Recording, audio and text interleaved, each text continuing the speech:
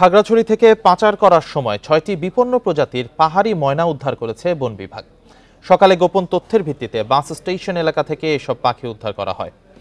বন বিভাগ জানিয়েছে, খাগড়াছড়ির পাহাড়ি বন থেকে পাহাড়ি ময়না ধরে একটি চক্র ফেনীতে পাচার করছিল। গোপন তথ্যের ভিত্তিতে অভিযান চালিয়ে ফেনীগামী একটি বাস থেকে ৬টি পাহাড়ি ময়না উদ্ধার করা হয়। বন বিভাগের উপস্থিতি টের পেয়ে অপরাধীরা পালিয়ে যায়।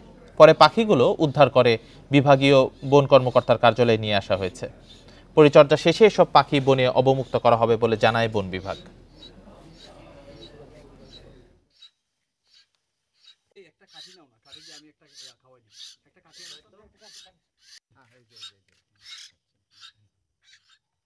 এগুলো কেউ মালিকানা দাবি করে নাই, তারা শর্টকে পড়ছে, আমরা আসামি গ্রেপ্তার করতে পারি নাই।